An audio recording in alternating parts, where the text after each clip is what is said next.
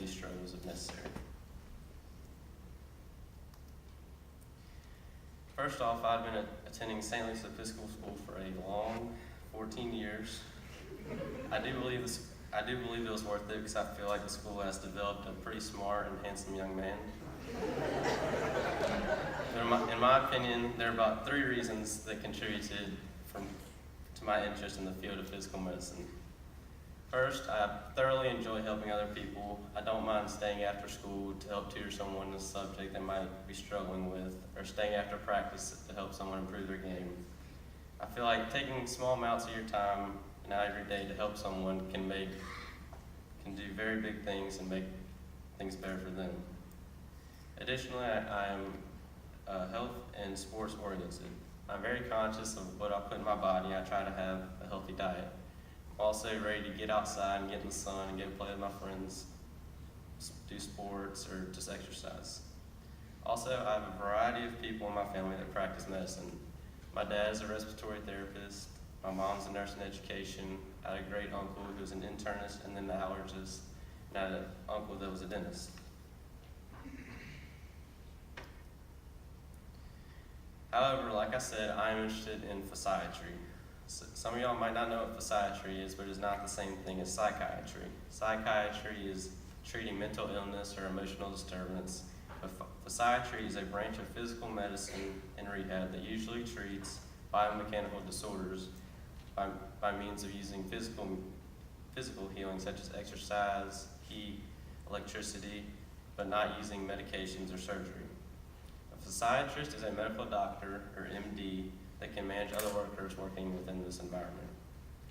This is a whole body approach. For example, if you're having pain in your lower back, it might not be caused from something in your lower back. It could be from if it originates in your legs, if you were born with unequal length of the legs, then it can throw your spine off, have a spinal curvature, and put unequal pressure on your spine. There are many different settings within the field of PM&R. For example, you can work in a hospital, clinic, or maybe your own practice that you established. There are different examples of physical medicine and rehab, that can include physical therapy, occupational therapy, pulmonary rehab, which is strengthening your lungs and your breathing skills, and cardiac rehab that can improve the strength of your heart. This year, my mentor was Dr. Kerry Helton. He works at the Alabama Orthopedic Clinic, and he has a doctorate in physical therapy, and he is a physical therapist. I had the fortunate opportunity of shadowing him a few times this semester. I observed him treating many different types of patients, ranging with issues from lower back pain to spinal issues, and to those that had knee replacements. I realize how lucky I am to see these things at my age, and I've learned very much from Dr. Helton, so I'd like to thank him at this time and all he has done for me. However, diagnosing and treating patients with cervical spine issues grabbed my attention the most. Every time we saw a patient, we began by asking them generic questions such as what symptoms they are experiencing. Their responses often included, I have a sore neck, or I might have excruciating pain in my neck, or they're not able to look sideways as far as they usually are. They don't have the regular range as they once had. Also, we asked them about their recent medical history. Do you smoke or not? Have they experienced these feelings before, recently within their past? Or sometimes maybe their jobs could contribute to it, such as if they had manual labor jobs putting extra pressure on your spine. After respectfully sitting down and asking them these questions, next was to ask them to perform some complacent movements to help evaluate and diagnose the patient's status. One of the complacent movements to detect how much range the patient has in their neck was to first put 3 fingers on your chin, just like this, and this is because you have a natural curve in your spine. So by doing this, it's easier for the patient when you're not putting as much stress, and you go right to left, like this, multiple times. And while you're doing this, your therapist is either right next to you, right behind you, and seeing how much range you're getting within your neck. So it can help evaluate and determine what part of your body needs to be treated. One important thing about performing these movements is that the patient is always the boss. It's okay to go to the pain, but it's never okay to go through it, because you don't want to create any further injury or more pain.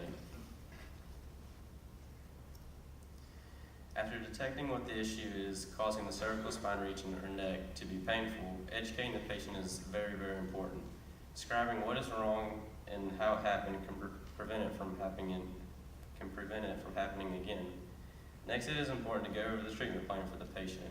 This treatment plan can consist of all kinds of exercises that the patient can do at home to progress themselves in the right direction.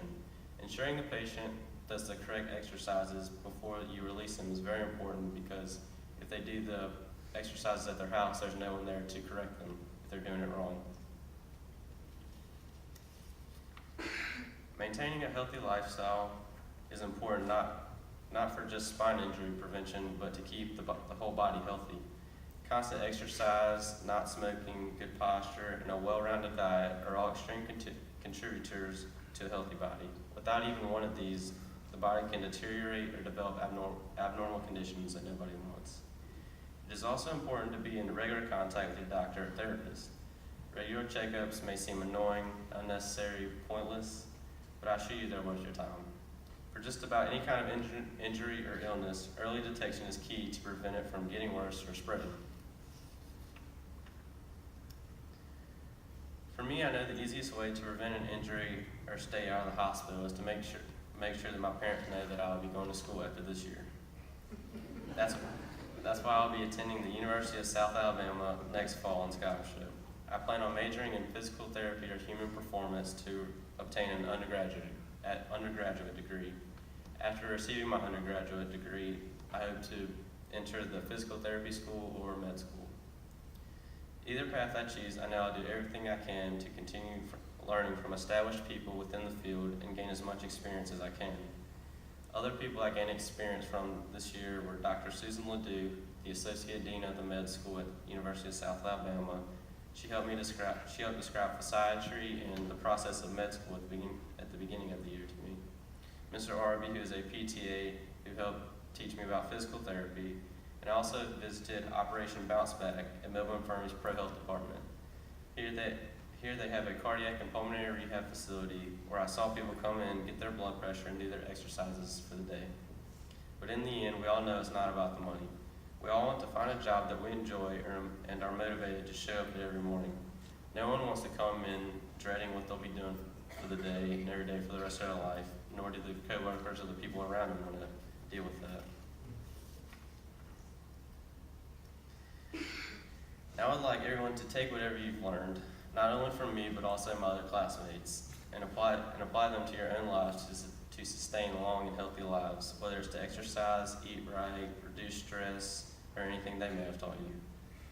One important thing is to not make excuses. Find a motivation and commit to being healthy. Never put off something for tomorrow that you can do today. I hope everyone makes small steps in the right direction, or at least take small steps into the lobby and check out all of our posters that Ms. McCleary made us do. It took several hours over there. Thank you.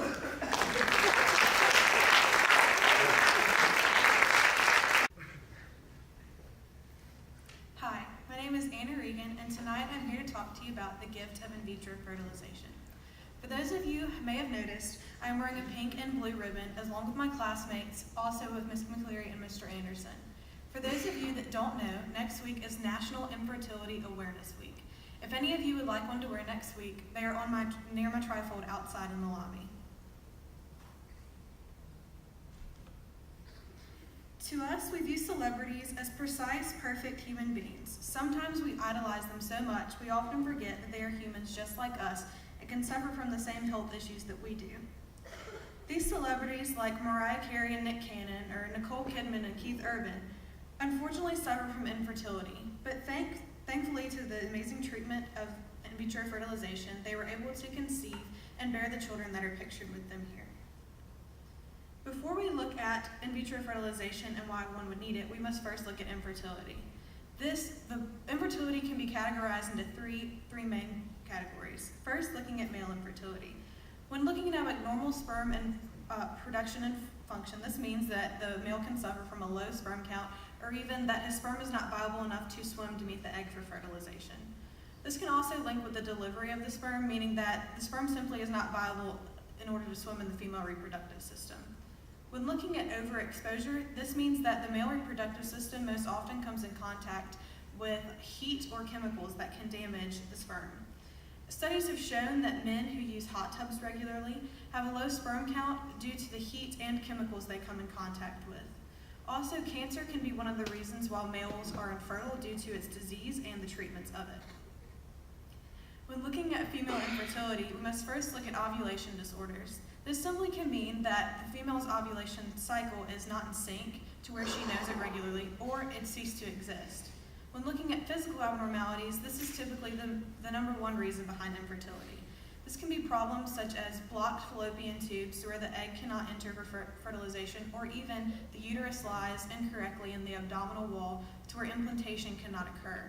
When looking at endometriosis and pelvic scarring, this simply means that in endometriosis, there's a lining that is growing outside of the female reproductive system, causing damage, and also with pelvic scarring that can be caused due to pelvic surgeries such as an appendix removal.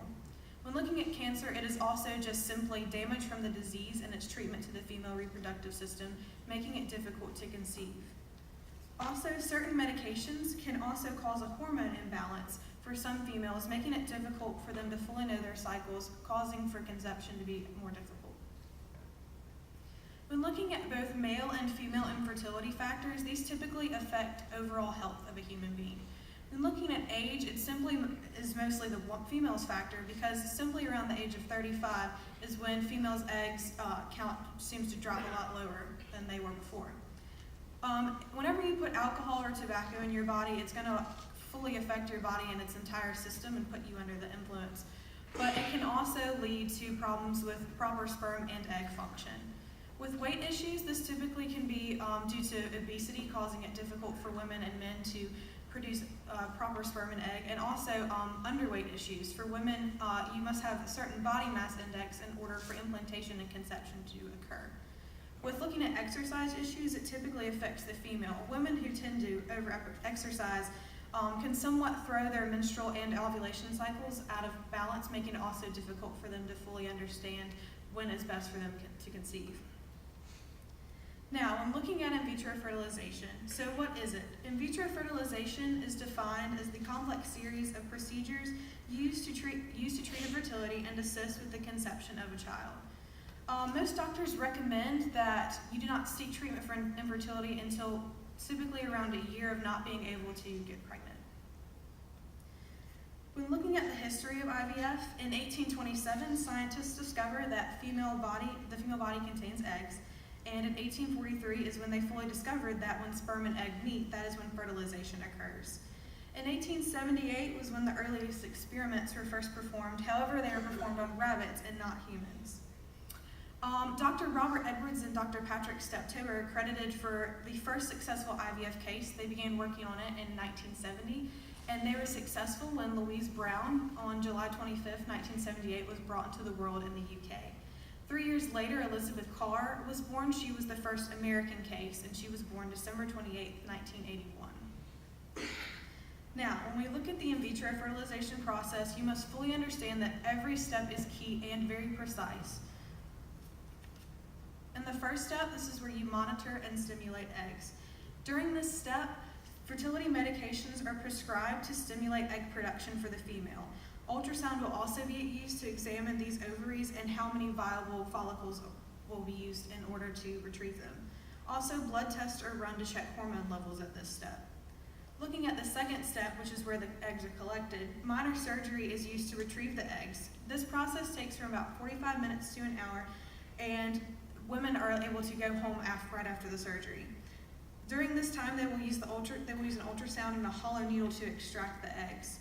During the third step, the sperm must be secured and looked for its viability, and the ones that seem more have better swimming ability and more vitality will be picked from those that aren't. During the fourth step, which is somewhat most crucial process, is known as the insemination process, and this is when the sperm and egg will be mixed in a petri dish and combined and then placed in